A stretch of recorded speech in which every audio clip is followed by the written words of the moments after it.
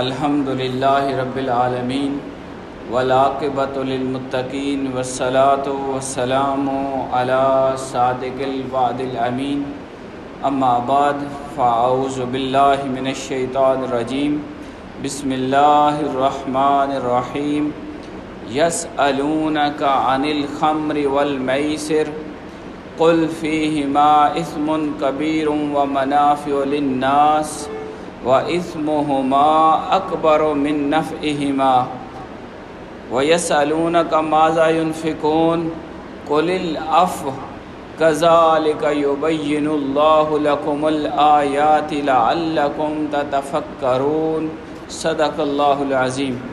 ان اللہ وملائکتہ یصلون علی النبی یا ایھا الذین آمنوا صلوا علیہ وسلموا تسلیما۔ اللہم صل علی سیدنا و مولانا محمد وعلی آل سیدنا و مولانا محمد وبارک وسلم وصلی علیہ۔ الصلاۃ والسلام علیک یا سیدی یا رسول اللہ وعلی آلک و اصحابک یا سیدی یا حبیب اللہ۔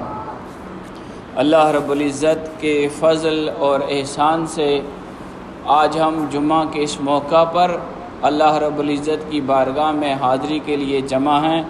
اللہ کریم ہم سب کی حاضری اپنی بارگاہ عالی میں قبول و منظور فرمائے۔ آج ہمارا موضوع سورہ بقرہ کی آیت نمبر 219 ہے۔ اس آیت مبارکہ کے اندر دو قسم کے سوالات کا جواب دیا گیا ہے۔ ہم جو ترتیب سے قرآن مجید پڑھنے کی کوشش کر رہے ہیں تو آپ نے محسوس کیا ہوگا کہ پچھلی چند آیات میں آیت کا جو آغاز ہوتا ہے وہ یسألونک سے ہے۔ یسألونک، آپ سے سوال کرتے ہیں۔ حضور سید عالم نور مجسم حضرت محمد مصطفیٰ صلی اللہ علیہ وآلہ وسلم کی بارگاہ میں سوال ہوا کرتا تھا، لوگ پوچھا کرتے تھے۔ اللہ رب العزت نے ان کے سوالوں کا یہاں جواب دیا ہے۔ مختلف آیات میں ہم مختلف سوالات کو جو لوگوں کی طرف سے حضور کی بارگاہ میں ہوئے ان کا جواب اللہ رب العزت نے عطا کیا۔ تو آج ہم انشاءاللہ تعالی انتہائی اہم دو قسم کے سوالات کا جواب قرآن کی آیات میں پڑھیں گے۔ اللہ کریم ارشاد فرماتا ہے، آیت سنیے، یسألونک، آپ سے پوچھتے ہیں، آپ سے سوال کرتے ہیں، عن الخمر والمیسر، شراب کے بارے میں اور جوئے کے بارے میں۔ شراب اور جوئے کے بارے میں آپ سے سوال ہوتا ہے، پوچھتے ہیں۔ تو اب اس سوال کا جواب اللہ کریم ارشاد فرماتا ہے، قل، آپ فرما دیں، فیہما، ان دونوں میں، شراب کے پینے میں اور جوا کھیلنے میں، اسم کبیر، بہت بڑا گناہ ہے۔ یہ شراب پینا یہ گناہ کبیرہ ہے، اور اسی طرح جوا کھیلنا یہ بھی گناہ کبیرہ ہے۔ وَمَنَافِعُ لِلنَّاسِ، کتنی عظیم کتاب اللہ نے ہمیں عطا کی ہے۔ اب دیکھیں کتاب کے اندر، قرآن مجید کے اندر یہ کتنی عظیم کتاب ہے، اس میں آیات کو کس طرح کھول کھول کر بیان کیا گیا ہے۔ فرمایا شراب پینا اور جوا کھیلنا یہ گناہ کبیرہ ہے، لیکن حقیقت یہ ہے وَمَنَافِعُ لِلنَّاسِ، اس میں لوگوں کو نفع بھی ہوتا ہے۔ شراب میں اور جوئے میں نفع بھی ہے، فائدہ بھی ہے، لیکن پھر واضح فرمایا وَإِثْمُهُمَا، لیکن ان دونوں کا جو گناہ ہے اکبر من نفعہما، ان کے نفع سے، فائدے سے وہ بہت بڑا ہے۔ یعنی شراب سے انسان کو جو نفع ملتا ہے، اور جوا کھیلنے میں بعض اوقات انسان جیت کر انعام لیتا ہے، تو یہ چیز انسان کو فائدہ تو دیتی ہے، اللہ نے اس کا انکار نہیں کیا، لیکن واضح کر کے فرمایا کہ یہ گناہ کبیرہ ہیں، باوجود اس کے کہ اس سے بعض دفعہ کچھ فائدہ حاصل ہو جاتا ہے، لیکن یہ گناہ کبیرہ ہیں۔ اور پھر مزید کھول کر بیان کرتے فرمایا وَإِثْمُهُمَا، ان دونوں کا جو گناہ ہے، شراب پینے پر جو گناہ ملے گا اور جوا کھیلنے پر جو آپ کو گناہ حاصل ہوگا وہ اکبر، وہ بہت بڑا ہے، من نفعہما، ان دونوں کے جو نفع آپ کو حاصل ہوتا ہے۔ اب تقابل کیا، ایک طرف شراب اور جوئے سے جو فائدہ ملتا ہے اس کو رکھا، اور دوسری طرف جو ان سے گناہ ملتا ہے اس کو رکھا۔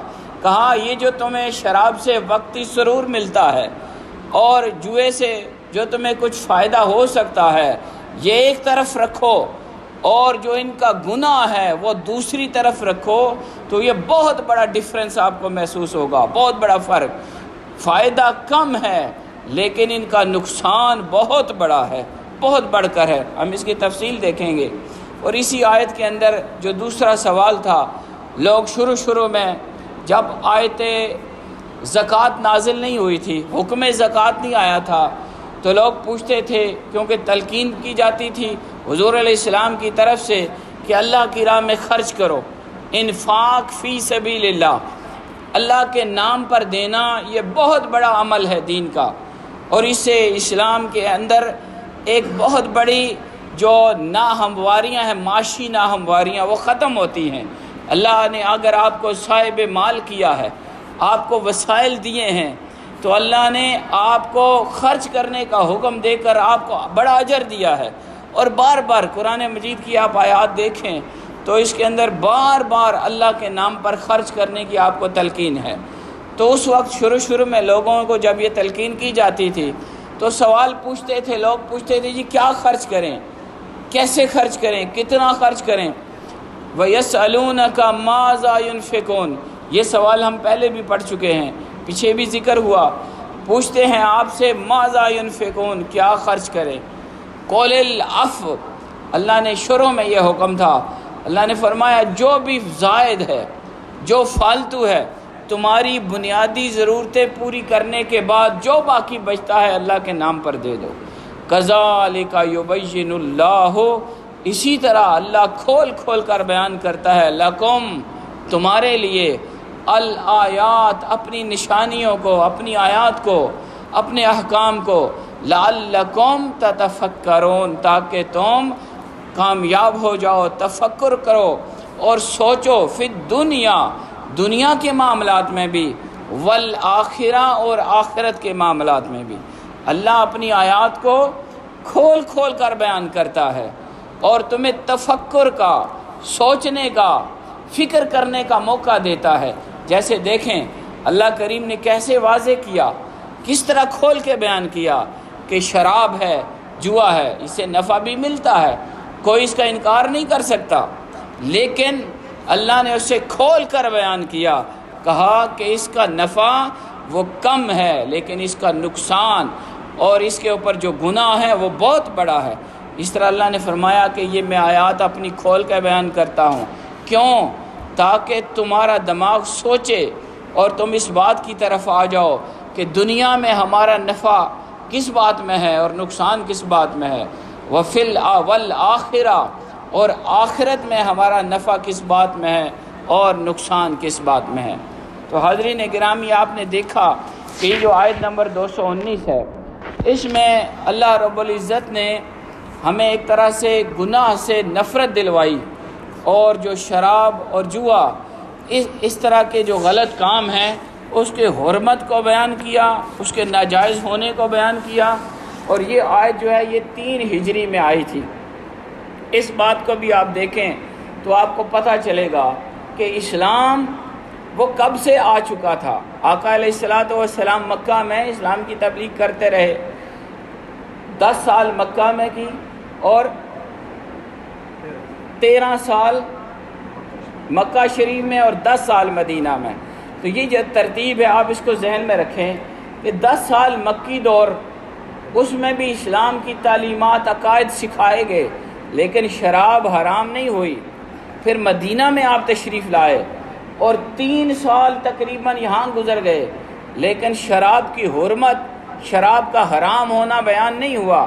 یہ اسلام کا فطری دین ہونے کی بات ہے کہ وہ لوگ جو ان باتوں کے عادی ہو چکے تھے، نسل در نسل سے، صدیوں سے وہ نشوں کے عادی تھے، شراب کے عادی تھے، وہ جوئے کے عادی تھے، اسلام نے فوراً آتے ہی یہ ڈنڈا لے کر ان کو منع نہیں کیا، بلکہ پہلے ان کے دل میں اللہ رب العزت کی طرف سے یہ باتیں ڈالی گئیں کہ اللہ کی عبادت کرنی ہے، اللہ سے تعلق جوڑا گیا، توحید کا سبق سکھایا گیا، نبی رحمت سے تعلق جوڑا گیا، چیزوں کی حقیقتیں بیان ہوئیں، اور اس طرح حرام اور حلال چیزوں کو ظاہر کیا گیا، اور آہستہ آہستہ تدریج کے ساتھ، حکمت کے ساتھ اور بڑے اچھے طریقے کے ساتھ جو چیزیں منع کرنی تھی ان کو منع کیا گیا۔ آپ یہ بات ذہن میں رکھیے گا کہ شراب حرام ہوئی 3 ہجری میں، اس سے پہلے اس کو ناپسندیدہ کہا گیا، مختلف اس طرح کے احکام آتے رہے، لیکن واضح طور پر اس کا حرام ہونا یہ 3 ہجری میں ہوا، یعنی 13 اور 3 16 سال اسلام کی تبلیغ چلتی رہی، توحید کا درس چلتا رہا اور دین اسلام سکھایا جاتا رہا، لیکن حرمت شراب وہ اس عرصے کے بعد ہوئی۔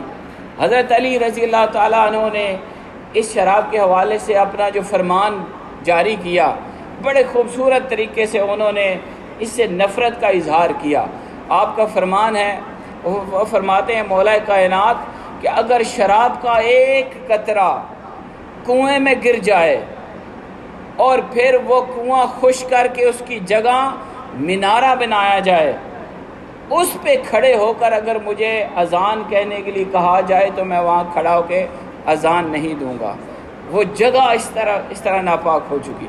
اسی طرح فرماتے ہیں کہ اگر دریا چل رہا ہے، اس کے اندر شراب کا ایک قطرہ پڑ جائے، ایک قطرہ شراب، اور پھر وہ دریا والی جگہ خشک ہو جائے، وہاں پر گھاس اگے، میں وہاں پر اپنے جانوروں کو کبھی گھاس بھی نہ چرنے دوں۔ یہ بات آپ سمجھیں کہ مولا کائنات نے ہمیں اسلام کی تعلیمات کو کس طرح سیکھا اور کس طرح پھر آگے انہوں نے سکھایا۔ ایک نفرت دلائی کہ جس چیز کو اللہ نے ناپسند قرار دیا ہے، حرام قرار دیا ہے، اور کھول کے بیان کر دیا ہے کہ یہ چیز تمہارے لیے نقصان دہ ہے، یہ تمہارے نفع کے نہیں ہے، تو پھر ہمیں کتنا اس سے دور ہونا چاہیے۔ اب یہ جو تقابل ہے یہ بھی آپ نے ذہن میں رکھنا ہے۔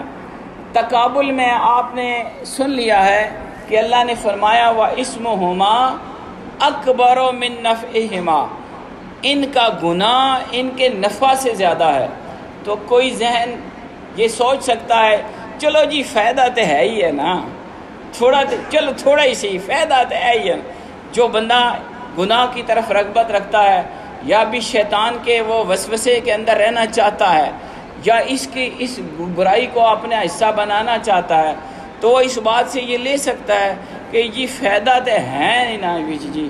تو اللہ نے یہ بات اس طرح بیان کی کہ لوگوں کہ یہ حقیقت سے انکار نہیں ہے کہ جب انسان شراب پیتا ہے تو اسے کچھ نشہ سرور ملتا ہے، اس کا انکار تو نہیں۔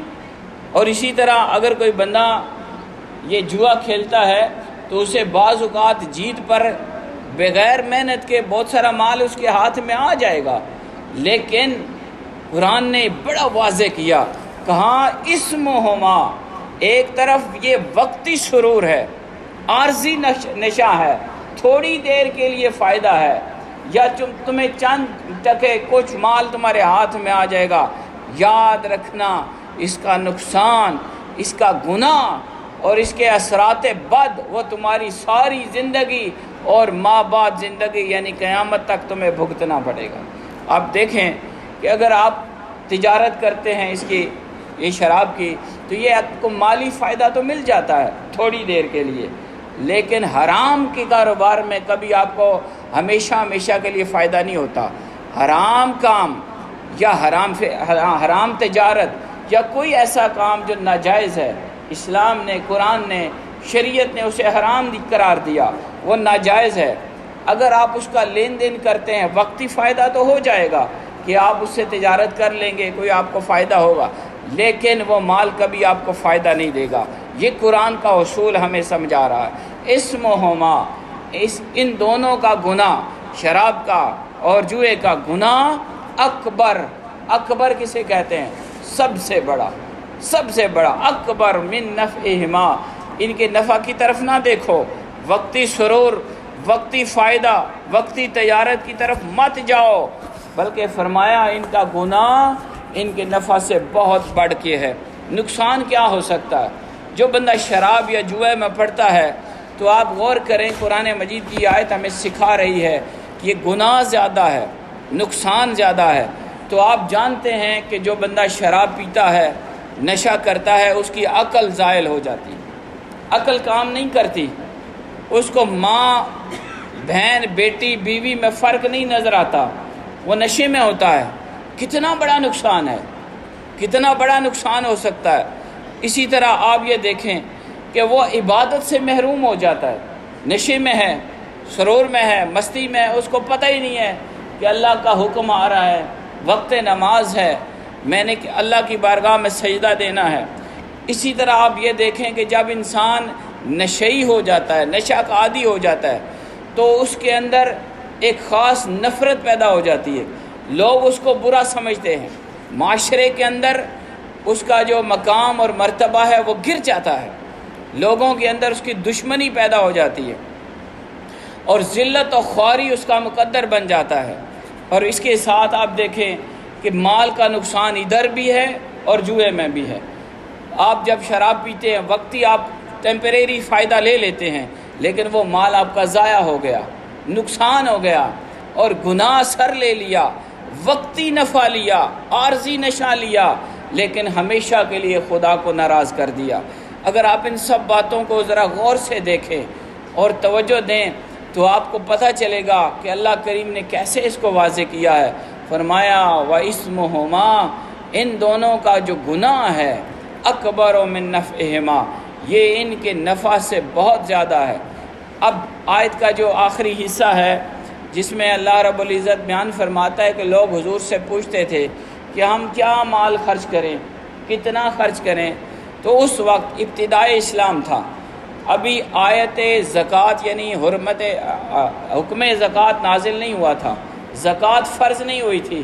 تو اس وقت یہ اصول دیا گیا کہ لوگوں کی ضروریات ہیں، لوگ مسلمان ہو رہے ہیں نئے نئے، اب ان کا مذہب جب بدلتا ہے تو آپ کو پتہ ہے معاشرتی تعلقات بدل جاتے ہیں۔ جو کفار تھے، منافقین تھے، جب کوئی بندہ مسلمان ہوتا اس سے ہر طرح کا تعلق توڑ دیا جاتا تھا۔ تو اس وقت یہ حکم تھا کہ مسلمانوں، تمہیں اللہ یہ حکم دیتا ہے کہ تمہارے پاس جتنا زائد مال ہے اللہ کے نام پر خرچ کر دو، اور یہ تقویٰ کا بڑا درجہ ہے، بہتر درجہ ہے۔ لیکن جب زکوٰۃ کا حکم آ گیا اور زکوٰۃ کی فرضیت آ گئی کہ انسان کو اپنے مال میں سے 2.5% ایک سال کے بعد اللہ کے نام پر زکوٰۃ دینی ہے، اور پھر مستحقین زکوٰۃ جو ہیں کس کس کو دینی ہے، ان کی تفصیلات 8 قسم کے مصارف زکوٰۃ جن کو زکوٰۃ لگتی ہے وہ بیان کر دیے گئے۔ تو اس وقت یہ حکم ساکت ہو گیا، اب یہ حکم نہیں رہا کہ جو زائد مال ہے وہ سارا خرچ کر دو۔ پھر اللہ کریم آخر میں ارشاد فرماتا ہے کہ لوگو، تمہارے لیے اللہ کریم آیات کو کھول کھول کر بیان کرتا ہے، کیوں؟ لعلکم تتفکرون، تاکہ تم سوچو اور فکر کرو، فی الدنیا والآخرہ، دنیا کے کاموں میں بھی اور آخرت کے کاموں میں بھی، کہ کون سا کام کرنا میرے لیے فائدہ مند ہے اور کون سا کام میرے لیے نقصان دہ ہے، کس کام میں مجھے وقتی فائدہ ملے گا اور کس کام کا مجھے ہمیشہ ہمیشہ کے لیے نقصان اور گناہ سر لینا ہوگا۔ اللہ کریم کی بارگاہ میں دعا ہے مولا پاک ہمیں قرآن مجید کی تعلیمات پر عمل کرنے کی توفیق عطا فرمائے۔ وما علینا الا البلاغ المبین۔